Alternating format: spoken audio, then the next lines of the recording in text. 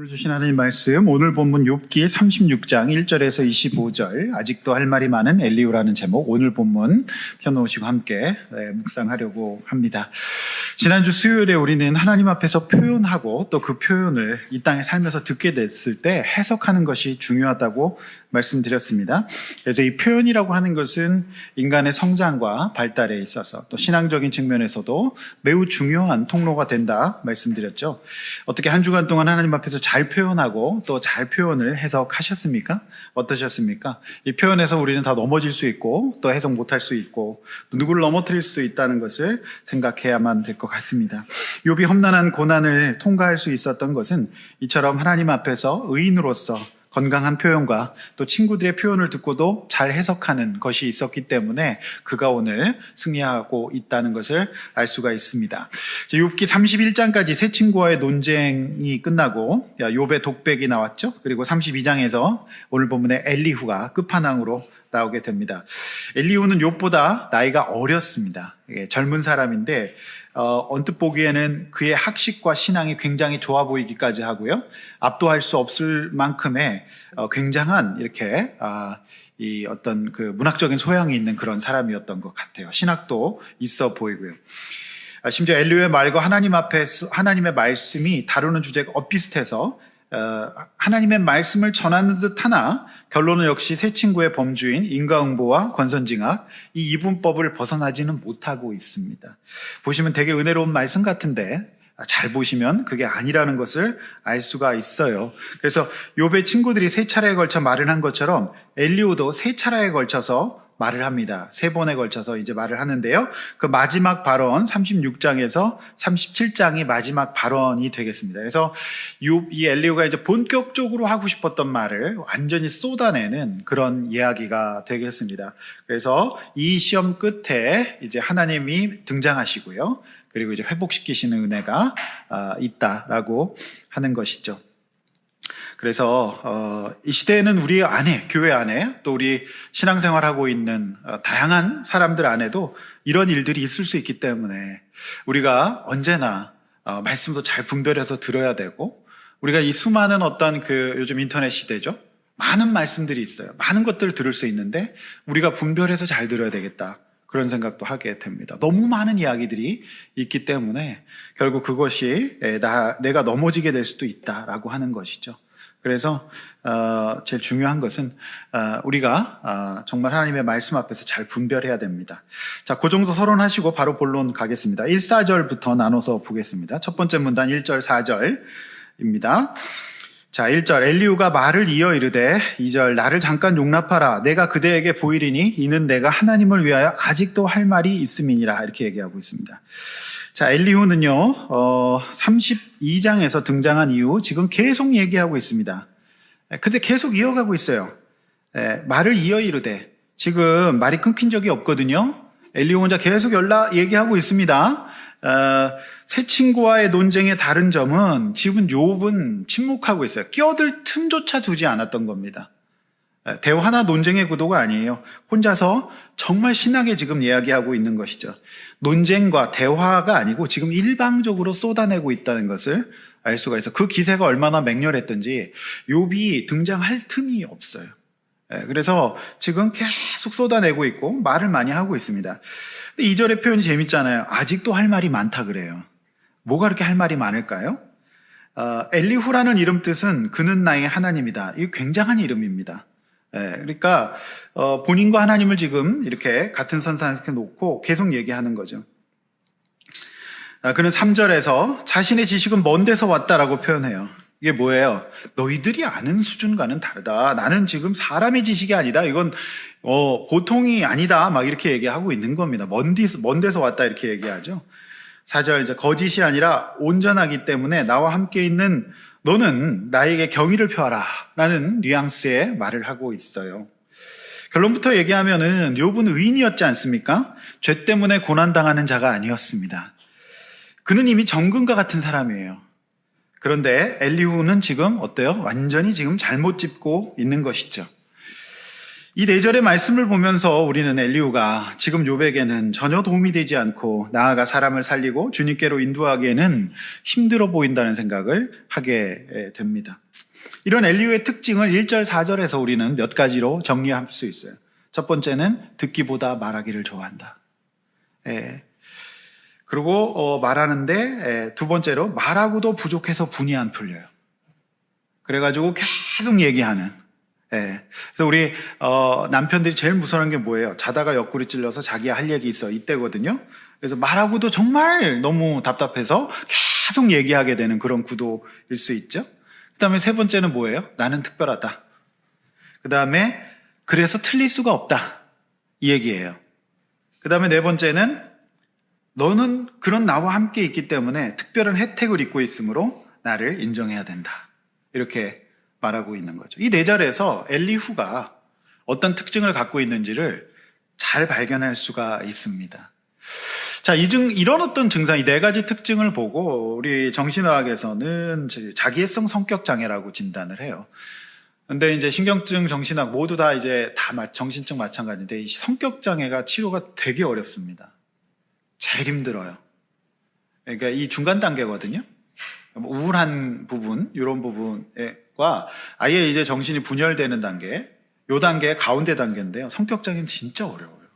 성격 장애가 있는 가족들은요, 진짜 고생합니다. 뭘 말을 해도 말이 잘 안 통하는. 성격 장애 굉장히 까다로운 부분이거든요. 그래서 이 자기애성 성격 장애라고 하는 부분이 추정치는 이제 지금 통계가 나오는데요. 일반 인구의 최대 6% 정도까지 봅니다. 학계에서는. 그런데 남성에게서 더 흔하다고 해요.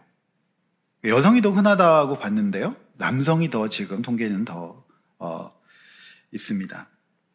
발병 이유는 이제 그 유전자와 환경의 요인으로 된다라고 이제 2가지 이유가 있겠죠. 모든 마음의 병들은 그래서 이제 연구에 따르면은 보호자가 자녀의 자아 의식이 안정적으로 개발되는데 도움이 되지 않는 방식으로 아이와 소통했을 경우 이런 증상이 생기고 또 유전적인 요인도 있을 수 있다 이렇게 본다라고 하는 거죠. 예를 들어서 이제 보호자가 자녀에게 지나치게 비판적이거나 지나치게 아이에 대해서 감탄했을 때 이런 이제 증상이 생길 수가 있다라고 하는 겁니다. 그래서 이 자기애성 성격 장애, 인격 장애는 특별한 자질이나 재능이 있으면서도 본인의 자아상과 자의식을 타인의 감탄과 존경과 연결시키기에 익숙하다 이렇게 되어 있습니다. 그래서 이제 DSM-5라고 이제 진단하는 기준에 보면 이런 기준이 있습니다. 과장되고 근거 없는 자만심과 재능, 과대성, 자기에 대해서 되게 과대하게 생각하고요. 그 다음에 권력과 지능, 특별히 그 아름다움 또는 위대한 사랑에 대한 어떤 환상 이런 게 있죠. 되게 이제 이게 그 물에 비친 얼굴을 보고 이제 놀랬던 너무 잘생겨갖고 이제 그렇게 이제 신화에서 이제 기원이 되고는 하는데요. 특별한 나는 특별하다라는 생각을 갖게 되고 그래서 나는 특별하기 때문에 최고의 가치를 지닌 사람들하고 어울린다 이렇게 생각하죠. 그 다음에 무조건적인 존경심을 요구합니다. 이분은 다 존경해야 되는 거예요. 그리고 특권의식이 있고요. 무엇보다 이제 공감 능력이 좀 떨어집니다. 지금 이제 엘리후가 이제 공감 능력이 좀 떨어지고 있거든요. 그리고 타인을 부러워하면서 동시에 타인이 나를 부러워하고 있다라고 생각해요. 그리고 이제 오만과 불손이 이제 있다라고 하는 것이죠. 이런 특징이 있어요. 자기애성 성격 장애라는. 이게 진짜 힘들거든요. 보통 이제 심리학에서는 이제 이런 자기애성 성격 장애가 있는 사람들은 전문가와의 치료적인 관계 외에는 가까이 하면은 되게 힘든 사람으로 규정이 되어 있어요. 그래서 멀리 해야 된다라고 말하기도 합니다. 따라서 한마디로 우리가 이 관계에 있어서 건강성의 척도는 관계에 있어서 무게의 중심이 나에게 있느냐 아니면 상대에게 있느냐예요. 무슨 얘기냐면 자기애성 성격 장애가 있는 사람은 늘 자기중심 사고를 하기 때문에 사람을 돕거나 살릴 수가 없다라고 하는 거예요. 그래서 저는 이 부분을 보면서 저 같은 목사나 또는 교사나 학교에서 늘 가르치는 그 다음에 전능감을 느끼기 쉬운 부모님이나 또는 가부장적인 사회에서의 남자가 이 증상에 빠지기가 굉장히 쉽다라고 하는 겁니다. 그러나 우리가 알다시피 사람을 살리는 사람은 반대로 어떨까요? 반대를 갖고 있어요. 첫 번째는 경청입니다. 그 다음에 겸손해요. 틀릴 수도 있다. 그 다음에 세 번째, 오히려 너가 나와 함께 해줘서 고맙다. 당신이 나와 함께 있어서 감사하다. 이렇게 되는데요. 제 엘리오는 반대거든요. 네가 지금 내 얘기를 들을 수 있는 것에 있어서 인정해야 된다라고 하고, 그 다음에 이제 무엇보다 이제 사고의 유연성이 있어요. 이럴 수도 있고 저럴 수도 있고 케이스마다 다를 수도 있다는 유연성이 있거든요. 그런데 이제 이 엘리오는 그런 게 없습니다. 그래서 저는 이 증상을 봤을 때 엘리오가 참 어렵겠다. 그래서 엘리오 옆에 있는 사람은 힘들 수가 있겠다라는 생각을 이제 임상적으로도 이제 해보게 되는 거죠. 진단 기준에 보면은 오늘 요 4절의 말씀 그리고 5절 이하에 있는 말씀이 맞아 들어갑니다. 절대 자신은 틀릴 수가 없고 욥 네가 무조건 잘못된 거기 때문에 내 말을 들어라 이렇게 이제 되는 거죠. 그러면 이제 살면서 우리가 이런 엘리후를 만날 수가 있잖아요. 이 세상에 한 6% 정도 되는데요. 남자들이 많다는 거를 보면서 우리 주일에 의해서 오늘도 우리 남성 동지들께서 또 이제 잘 들으셔야 되는 그런 말씀인데요. 이런 경우에 굉장히 힘들어요. 자녀들도 힘들고 사람 다 힘든데요. 그래서 여러분이 뭐 이렇게 유튜브나 이런 데서 자기애성 성격장애에 대한 어떤 강의들을 보시면은요, 제일 첫 번째가 사실은 손절이에요. 이걸 감당할 수가 없어요. 그래서 치료적인 관계로 가라고 이렇게 말을 하거든요. 근데 우리는 그럴 수가 없잖아요. 근데 우리 직장에 만약에 그런 사람이 있다 그러면은 손절하면 어떡합니까? 먹고 살아야 되는데. 그렇지 않습니까? 그리고 뭐 가족 가운데 있다 그러면은 뭐 이렇게 절연할 수도 없잖아요. 어떡할까요?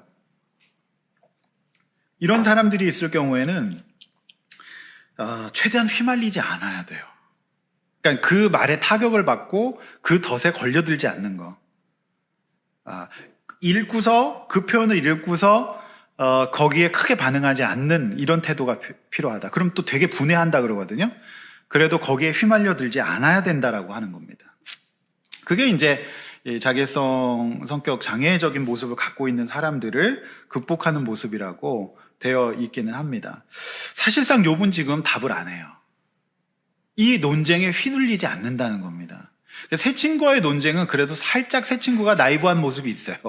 그래서 껴들 여지도 많고 말실수도 많은데 이 엘리후는요, 논리가 장난이 아니고 그 다음에 아주 체계가 있기 때문에 반박하기 어려운 성격을 가지고 있기 때문에 이런 경우에는 입이 아플 때까지 그냥 기다려주는 게 좋을 수도 있어요. 그렇지 않습니까? 지금 욥은 그 전략을 쓰고 있어요. 이 내내 말까지 끝까지 답이 없어요. 거기에 휘말리지 않아요. 타격을 받지 않기로 결정을 한 것 같아요. 굉장히 지혜로운 방법이다. 아마도 이 욥은 그 당시에 유튜브를 보고 있지 않았을까 그런 생각도 드는데 어쨌든 휘둘리지 않고 껴들지 않아요. 본인이 제풀에 지치도록 그냥 놔둬버린다는 겁니다. 논쟁에 휘말리지 않는다. 새 친구와 다른 점이 바로 그 점입니다. 그래서 이런 점은 이제 제가 이제 이런 부분을 이제 보고 있고 하니까 또 조금 더 볼 수가 있을 것 같고 우리 장한남 전사님이 임상심리자 1급 합격하셨습니다. 그래서 우리 전사님이 하는 게 이거예요. 이 사람은 성격장애입니다. 이렇게. 이거 바로 검사해가지고 딱 진단하는 거예요. 요런 거 하는 겁니다. DSM-5라고. 의사 정직한 선생님들 보면 포켓에, 요만한 포켓을 갖고 다니는데, 그게 이제 진단 편람이거든요. 그래서 다양한 증상들을 이제 보는 겁니다. 어쨌든 그렇게 좀 볼 수가 있어요. 자, 그래서 여러분, 하나님이 역시 엘리후의 말이 끝난 뒤에 뭐라고 말씀하실까요? 이제 9절 한번 좀 띄워주실 텐데요. 이제 금요일 본문에 38장 1, 3절 앞에 보시면서 함께 읽어보겠습니다. 시작.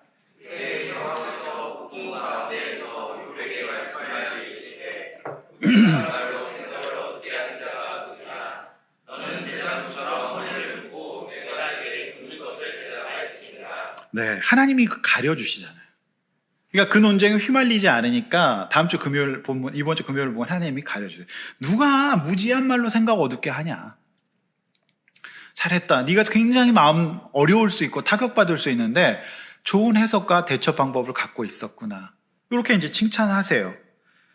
자, 그리고 어떻게 합니까? 이제 월요일 본문, 18일 본문에 보시면은 하나님의 질문에 대한 첫 대답을 이제 합니다. 욥기 40장 3, 4절 또 앞에 보시면서 한번 읽어볼게요. 시작.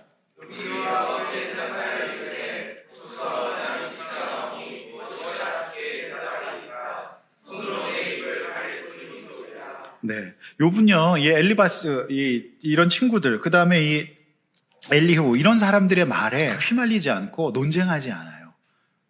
그러니까 하나님이 말씀하시고 하나님이 물을 때 비로소 이제 대답하는 겁니다. 이런 지혜가. 그러니까 지금 이 관계의 문제, 이 사태의 문제를 하나님 앞에서 읽고 파악하려고 애쓰고 있다는 것을 볼 수, 굉장히 지혜로운 문제죠. 여러분, 인간관계에 이렇게 한번 꼬이면 진짜 힘들거든요. 근데 정말 깨어서 충동적으로 하지 않고 잘 인도받으려고 애쓰는 모습을 볼 수가 있어요. 하나님의 답에, 하나님의 응답에, 이제 말씀에 응답하고 있는 것이죠. 그 다음에 이제 다음 주 수요일 드디어 이제 욥기가 끝나거든요. 42장에서. 그래서 다음 주 수요일 날 승리합니다. 자, 그 승리에 대한 본문 우리 한번 42장 10절, 12절 한번 읽어보겠습니다. 앞에 보고 시작. 욥이 그의 친구들을 위하여 기도할 때 여호와께서 욥의 공경을 돌이키시고 여호와께서 욥에게 이전 모든 소유보다 갑절을 하나 주십니다. 여호와께서 욥의 말년에 욥에게 처음보다 더 보여주시니 그가의 악마한 사천과 나가는 천과 소천을 경영하여 한 이천을 두었고. 네, 놀라운 말씀이죠. 그래서 욥의 승리는요, 그들을 위해서 기도하는 것까지 나간 거죠. 그들의 너무 많은 상처를 받았음에도 불구하고 그들을 위해서 기도하고 하나님 앞에서 이렇게 그들을 해석하는 겁니다. 그러니까 하나님께서 이전 모든 소유보다 갑절이나 주시는 그 은혜를 주시고, 42장 7절에는 우리의 속이 정말 시원해지죠. 마지막 한 번 더 읽겠습니다. 시작.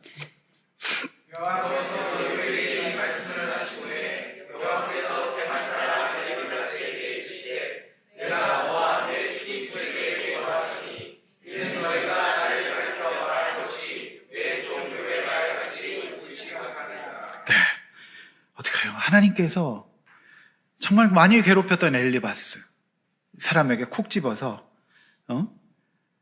이게 너희 말이 옳지 않다라고 다 판결 내려주시는 은혜까지 있습니다. 이게 이제 진정한 승리요 회복일 것 같습니다. 여러분, 우리가 이 세상을 살 때요, 상처받을 게 너무 많아요. 힘든 일이 너무 많잖아요. 우리 주변에는요, 이렇게 나를 꼼짝 못하게 만드는 이 구조 속에서 너무 치밀한 공격들이 많아요. 그때 우리가 해야 될 게 뭐예요? 일희일비하지 말고 하나님을 바라보면서 우리 주님께서 심판하실 것을 믿고 우리가 일희일비하지 말고 살아야 되지 않을까, 그 생각을 하게 됩니다. 여러분, 이제 다음 주면 이제 또 욥기가 끝납니다. 그래서 다음 주 우리 마음껏 축복받을 수 있길 원하고 그 축복의 은혜가 저와 여러분 가운데 임할 수 있길 원합니다. 할렐루야. 너무 감사한 일이잖아요. 이 시대의 엘리바스, 이 시대의 엘리후 너무 많아요. 그래서 이제 제가 지난주에 현대 무신론의 3대 거장들 제가 말씀드렸고요. 그러면서 이제 리처드 도킨스 살짝 얘기했잖아요. 제가 진짜 많은 그 사람들이 이분의 그 이기적 유전자를 읽고 기독교를 떠났어요. 그래서 기독교 말살하는데 현대 1등 공신은 사실 리처드 도킨스예요. 이런 얘기를 듣고 리처드 도킨스를 한번 읽어봐야 되겠다 하면서 굳이 안 읽으셔도 됩니다. 사실상 지금 자연과학이나 기술의 세상에서는 세계의 원리와 물리를 이해하기 위해서 도킨스가 아직까지 정설이에요. 그래서 이분 책을 읽고 많은 젊은이들이 그리스도를 떠났죠. 근데 우리나라에 이분을 이제 번역해서 내어놓은 분이 이제 이화여대 생물학과의 생물을 가르치시는 이제 최재천 선생님이에요. 이분은 와이프가 교회 오르간 반주자인데 교회 안 나가면 결혼 안 한다 그래가지고 그 약속은 지켜요. 그래서 지금 천안의 교회를 계속 매주 나가신답니다. 근데 이제 예배는 안 드리고 주일학교 애들 데리고 계속 벌레 잡고 풀 잡고 이제 앞동산 뒷동산 헤매시는 분이고, 근데 아직도 가신다 그래요. 근데 이분의 자녀들은 그래도 어려서부터 모태신앙이 돼서 신앙생활을 하고 있는데, 이분이 이제 리처드 도킨스를 우리나라 실제적으로 소개하셨고 알리는데 1등 공신이거든요. 이분이 이 책을 읽고 회심했다고 얘기를 해요. 본인이 알고 있는 생물학, 진화와 유전에 대해서 알게 되어서 이기적 유전자 말고도 만들어진 신이라고 하는 책, 이 책도 굉장히 지성인들에게 유명하고 읽히고 있어요. 그래서 이분이 이 책을 다 번역을 해서 우리나라 이제 했는데, 그래서 이제 이 도킨스한테 메일을 보냅니다.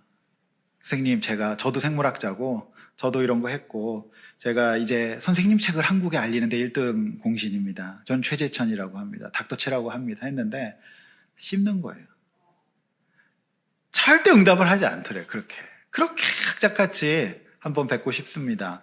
제가 선생님 책을 다 한국어로 번역했고 제가 이렇게 했는데도 그렇게 무시를 하더래요. 그래서 알고 아는 분에게, 진짜 친한 분에게 부탁을 해서 겨우 이제 그분을 인터뷰를 하러 이제 갔더랍니다. 그런데 이분이 실제 이런 강의를 하시더라고요.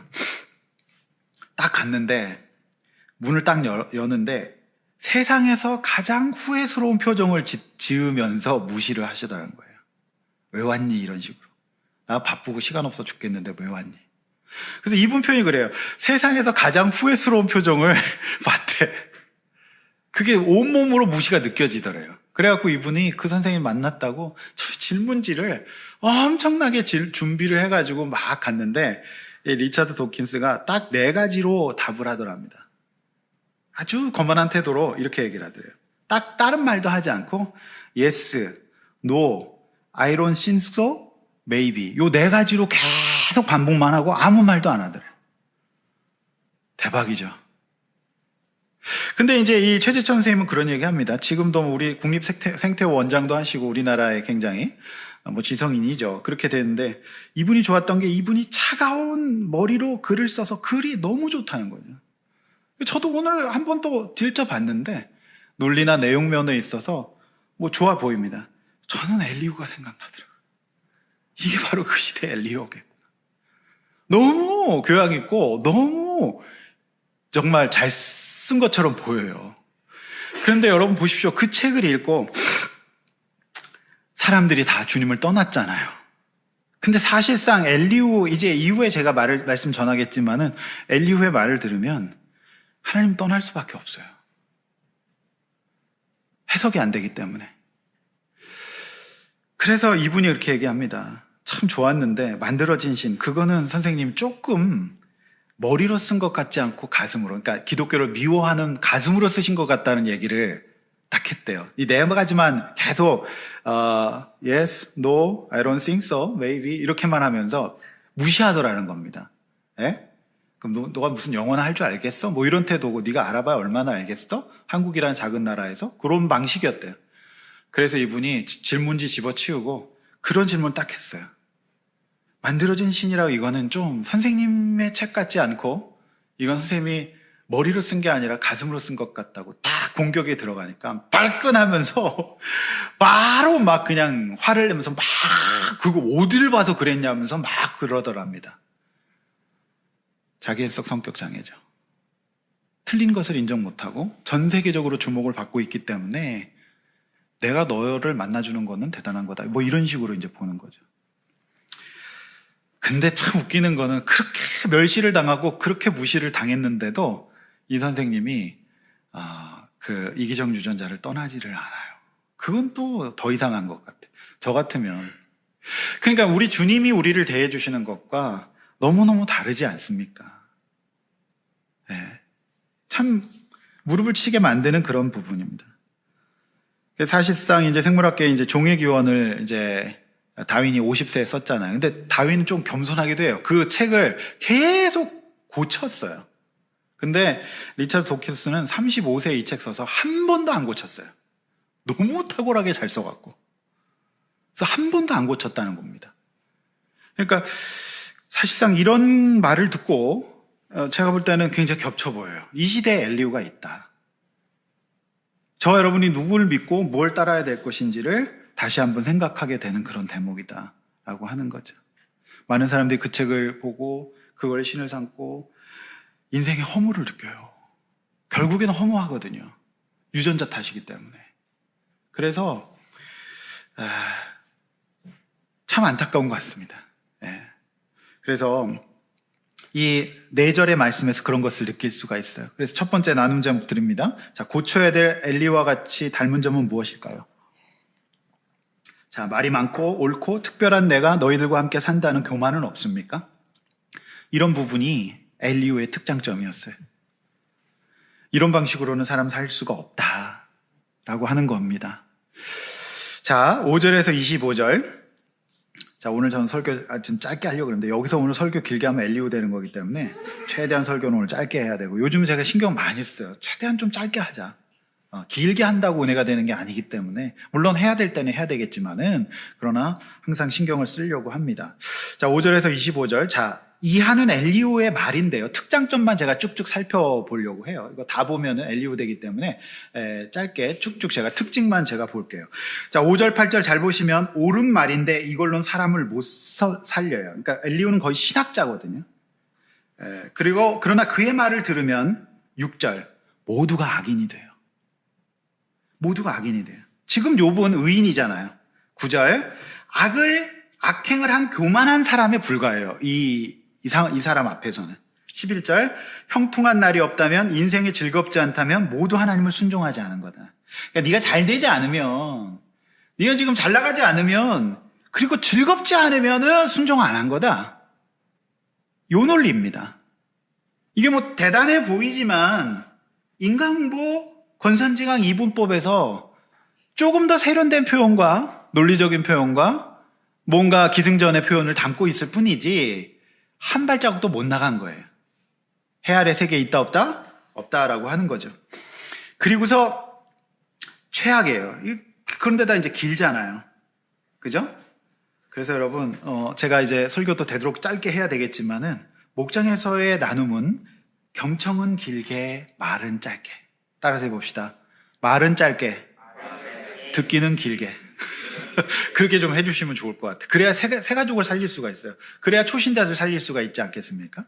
그렇죠? 예. 우리가 진짜 사람을 살리는 것은 무엇인가를 생각하게 되는 거예요. 예. 가만히 이렇게 보면은 이 시대의 그 엘리후는 우리 부모님들이 아닌가. 우리 부모님들이 한번 말을 하면, 우리 배준사님 부모님 말을 길게 하든가 짧게 하든가요? 예? 길게 하시던가요? 누가, 엄마가 길든가요? 아빠가 길든가요? 둘 다 길어요? 주여. 최악인데요, 그거는. 엘리후들은 길잖아요.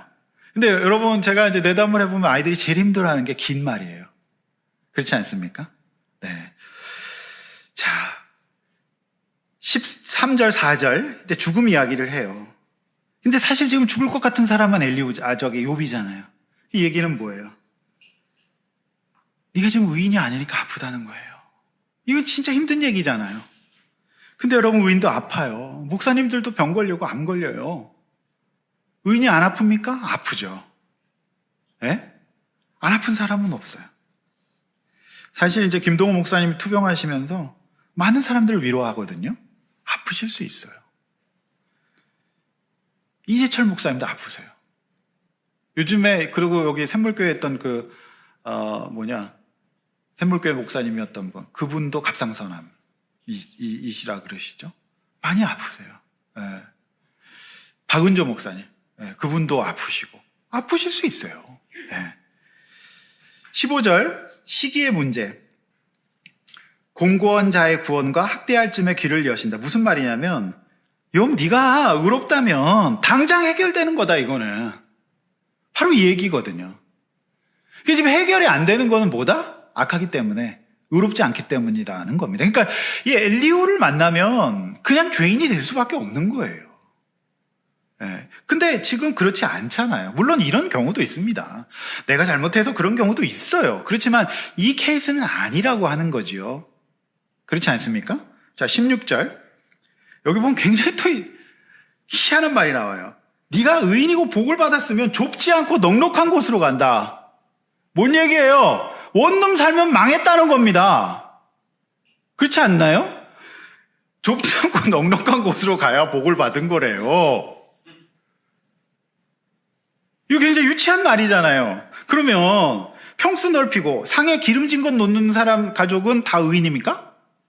지금 이 엘리후의 말로는 넓은 평수 살고 잘 먹으면 복 받은 거고 좁은 집에 살고 잘못 먹으면은 아니라는 겁니다. 이게 결국에는 인과응보, 권선징악, 이분법의 한계예요. 대박인데요. 17. 욥은 이미 17절에서 악인이 되어 있어요. 천하에 몹쓸 사람 되어 있고요. 그 다음에 18절은 더 대박이에요. 뇌물을 받은 사람이래요. 이미 너는 그동안 너무 많이 뇌물을 받았기 때문에 지금 이런 거다. 파렴치로 몰아가는 거고요. 20절에 더 대박이에요. 욥이 밤을 사모한 적이 없어요. 그 밤 문화를 욥은 좋아한 적이 없거든요. 근데 20절에 밤을 사모하지 말래. 이게 말이 됩니까? 욥은 그런 적이 없어요. 22절 누가 말하기를 주께서 불의를 행하셨나이다 할 수 있으랴. 욥은 이런 말을 한 적이 없어요. 하나님이 불의를 행했다고 말한 적이 없으십니다. 23절 욥은 지금까지 하나님을 높이지 않은 적이 한 번도 없어요. 잊은 적도 없어요. 그렇지 않습니까? 근데 이제 이렇게 얘기를 하고 있어요. 따라서 엘리후를 만나는 사람은 하나님이 무서운 분으로 인식돼요. 하나님 무서운 분이 되는 거예요. 우리 하나님 그런 분 아니잖아요. 여러분 그동안 신앙생활 하시면서 그러신 적 없으십니까? 하나님 무서운 분. 그리고 현실을 이겨내는데 어떤 도움도 안 된다. 무엇보다도 엘리 옆에 있는 사람은 참 이 엘리후가 치명적인 게 뭐냐면 이 시대 리처드 도킨스처럼 사랑의 하나님, 자비의 하나님께 갈 수 없도록 만들어요. 그러니까 하나님께 가는 길을 막는 역할을 하는 거죠, 지금. 억지로 지금 욥은 정말 주님 바라보면서 이 환경 가운데 하나님께 말하고 표현들을 해석하면서 버티고 있거든요. 그런데 엘리후를 만나면 하나님 앞에 갈 수가 없어요. 왜요? 하나님 무서운 분이고 하나님은 그런 분이기 때문에 그래요. 참 마음 아프죠. 이 얘기 여러분 그냥 이렇게 보시면 다 맞는 얘기 같아 보이시죠? 혹시 오늘 본문 갖고 은혜 받으신 분 계십니까? 그럴싸하고 괜찮아요. 그럴만하단 말이에요. 그런데 욥에게는 그게 아니었다. 엘리후를 만나면 하나님 떠날 수밖에 없어요. 하나님께 가까이 갈 수가 없다. 그래서 마음만 되게 어려워질 뿐이다 라고 하는 거죠. 엘리후는 그래서 자기에게 이렇게 자기의 이슈에 이제 몰입이 되어 있잖아요. 엘리후는 어쩌면 굉장히 사람을 유아기적으로 만드는 사람일지도 몰라요. 유아기적으로. 유아기적이라는 게 이제 굉장히 중요한 말인데 사람의 발달에 있어서 여러분 우리 유아 때 특징이 뭔지 아십니까? 이 세상이 다 커 보여요. 다 커 보인단 말이에요. 최근에 이제 제 이제 그 모교의 선생님하고 전도사님 이철수 이구 선교사님 제 선생님이었던 분이 지난주에 이제 그 이철수 목사님 아버님이 소천하셔가지고 장례 때문에 한국에 들어오셨어요. 그래서 이제 이번 주에 제가 이제 여기 분당 서울대병원에서 장례 치러서 제가 갔다 왔습니다. 그래서 이제 급하게 귀국하셔가지고 아버지 임종 지키고 이렇게 장례를 치르셨는데 이제 저녁에 이제 말씀을 나눴는데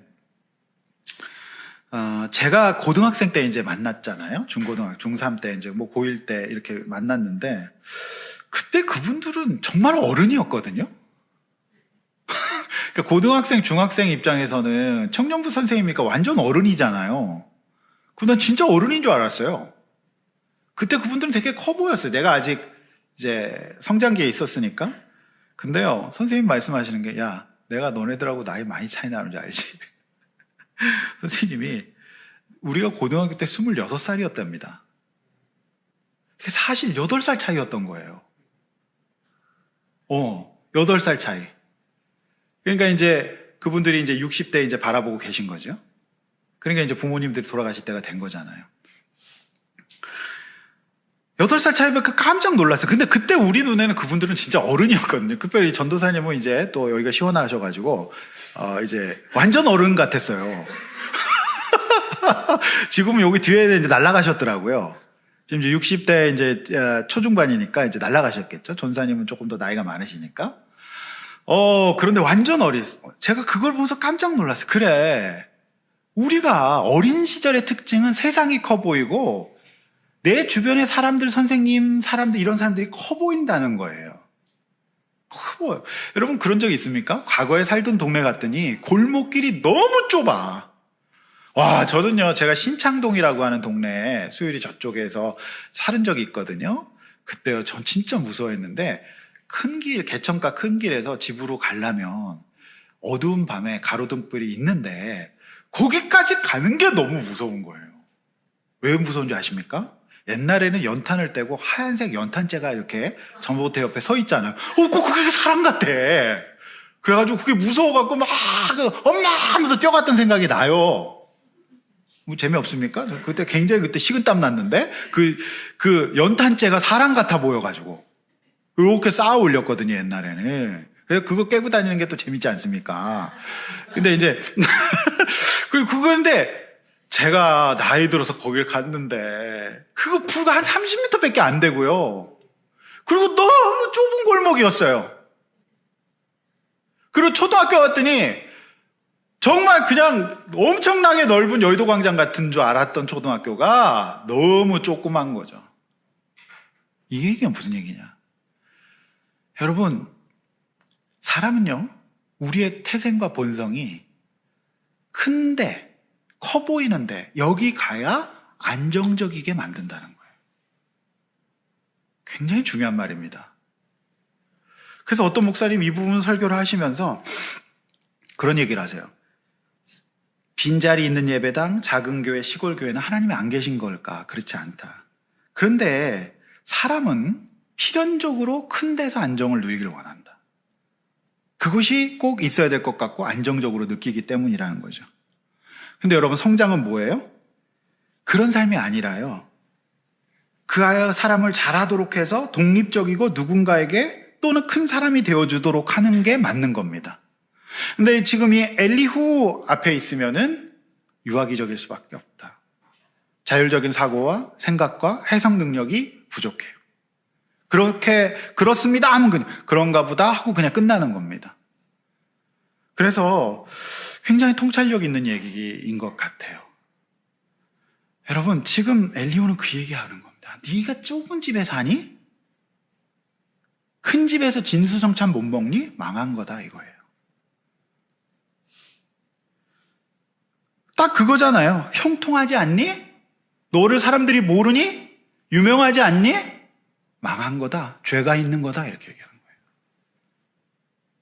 더 이상 다른 해석이 할 필요가 없는 말이에요.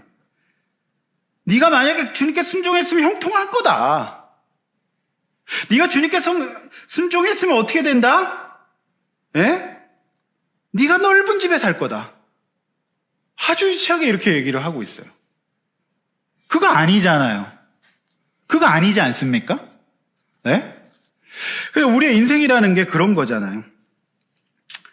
엘리후 그는 그 시대의 사람이었고 그 시대의 세계관과 가치관과 해석의 틀을 갖고 있는 사람이라고 말씀드렸어요. 그래서 헷갈릴 정도로 좋아 보이기까지 해요. 그런데 여러분, 그 시대를 반영한 그 시대에 해석된 협소한 신앙관으로는 욥을 살릴 수가 없는 겁니다. 아무런 도움도 안 돼요. 이 시대 사람들을 도울 수가 없고 하나님께 나아가고자 하는 욥과 같은 고난 가운데 힘든 사람들을 오히려 발목을 잡는 역할을 할 거예요. 교회가. 그럴 수도 있어요.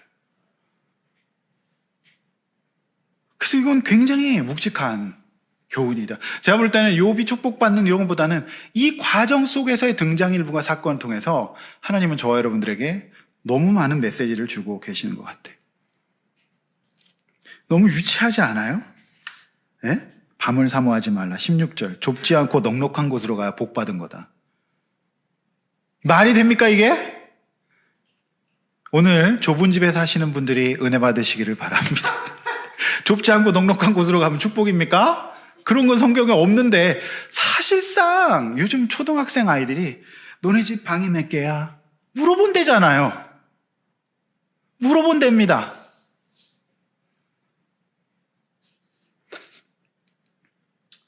여러분, 이 시대 우리는 무엇을 기반으로 신앙을 담고 있나요? 이 질문이에요.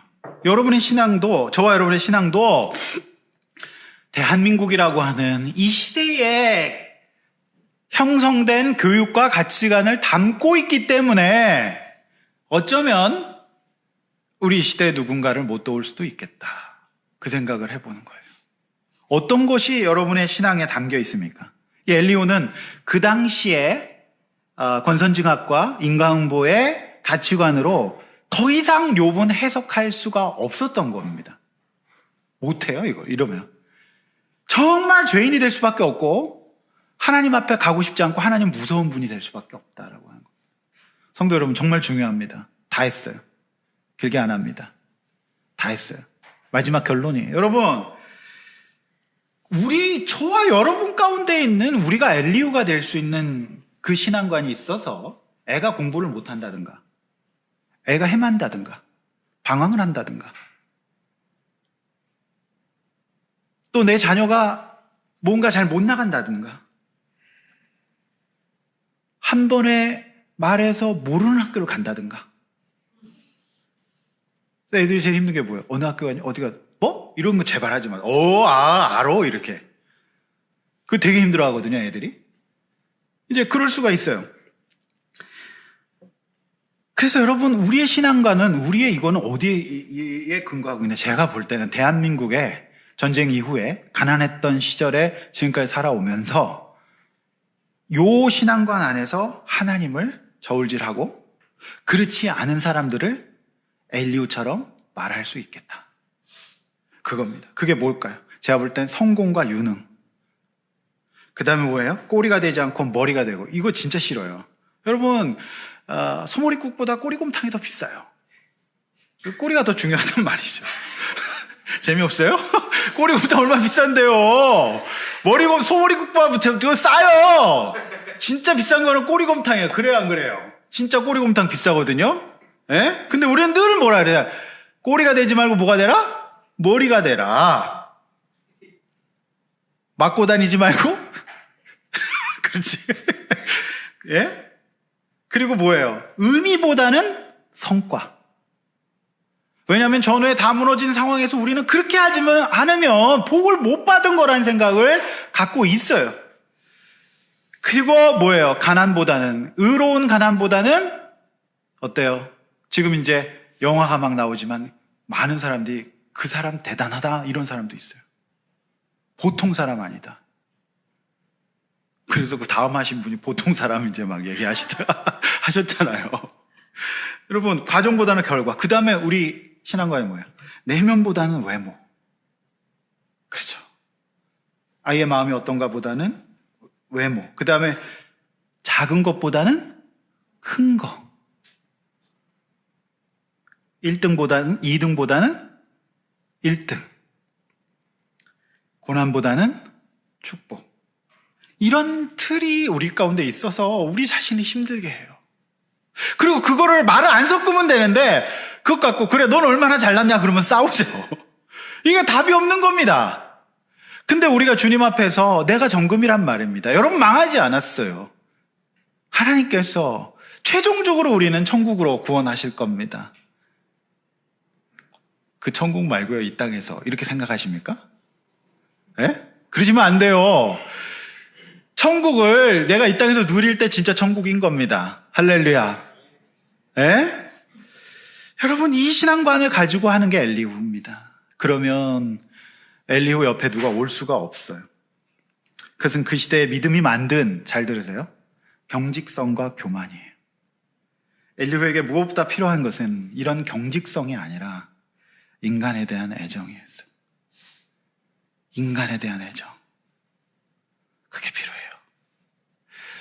여러분, 도토리 키재기라는 거 아시죠? 우리가 공동체 생활하면서 저희 딸은 또 자기는 또 나는 이거 계속 걔가 하는 말이 뭔지 아세요? 나보다 못하는 애들이 많대요. 아니 지도 못하면서 왜 자꾸 나보다 못하는 애들을 얘기를 해? 근데 그게 사람의 심리예요. 그렇죠? 그게 사람의 심리야. 여러분 정직성 교만 버리고 사람에 대한 애정. 그래서 우리 공동체에서는 우리가 어떻게 봐야 될까요? 여러분 우리가 다 거기서 거기거든요. 그래서 하나님 앞에서 우리가 믿음의 관점을 가지고 정금처럼 보고, 물론 우리가 해주고 싶은 얘기도 많고 그런 말도 많아요. 그래서 저도 사실은 주일이 끝나면요, 이 얘기 안 했어야 되는데 이거 이렇게 하면 안 되는데 하면서 계속 후회해요. 후회하고 밤잠을 못 이룰 때가 많아요. 안 믿으시는 것 같은데. 진짜예요. 네? 제가 그런 거 안 하는 사람인데 자꾸 반추가 돼요. 오늘 본문을 보면서 진짜 위험하고 힘든 사람이 나 같은 사람이고, 요즘에 이제 저한테 내다보는 친구들의 부모님이 하나같이 선생님이에요. 선생님. 그래서 예수님께서 선생 되지 말라고 했잖아요. 우리 혹시 이제 선생님이 오시면은 할 수가 없기 때문에 마지막으로 제가 이 말씀 드립니다. 선생 되지 말라. 뭐 이런 말을 하잖아요. 그렇죠? 그래서 성도 여러분, 우리 사람에 대한 애정 좀 가져봅시다. 이게 할 수 있는 말은 많겠죠. 근데 그걸로 사람 살리는 게 아니기 때문에 그래요. 이렇게 한번 나눠봅시다. 나는 사람을 살리는 사람인가요? 죄인을 만드는 사람인가요? 내 믿음의 틀은 내 가정과 시대에 어떤 것을 반영하고 있나요? 네, 그걸 보고 우리 하나님 앞에서 성숙하게 승리하는 우리 아둘람 공동체 됩시다. 할렐루야. 아멘. 당신이 나보다 낫습니다. 이렇게 고백합시다. 옆에 분들에게. 전도사님 저보다 나아요. 요새 믿지? 그래. 할렐루야. 그랬지. 요새봐. 전사님이 더 낫대. 그럼 전사님 가만 듣고 있으면 맞아. 이러면 돼? 당신이 나보다 낫습니다. 이래야지. 요셉 씨가 나보다 나아요. 이렇게 해야죠. 그죠? 할렐루야. 그게 맞는 거예요. 그렇죠? 그렇죠? 네, 근데 우리가 신앙생활 하면서 그런 일을 할 수 있다. 특별히 어머니들, 정말 아이들 입장에서 잘 한번 생각해 보시기를 바랍니다. 아시겠죠? 부부간에도 내가 나니까 당신하고 살아주는 거야. 이딴 얘기는 엘리후의 말입니다. 아시겠습니까? 예? 그건 말이 안 돼요. 그러면 그 하나님 앞에 못 간다니까요. 사람이. 그렇게 하지 맙시다. 살아줘서 고마워. 얘기해 봅시다. 얘기해 보세요. 남편 나갔을 때 얘기하세요. 빨리. 살아줘서 고마워. 여러분 이런 방식으로 살아야 살 수 있는 거예요. 아시겠죠? 힘을 냅시다. 다음 주에 승리하는 거 마지막으로 보고 이제 욥기 묵상 끝납니다. 할렐루야. 수고들 정말 많으셨습니다. 네, 우리 시간에 함께 같이 기도하도록 하겠습니다.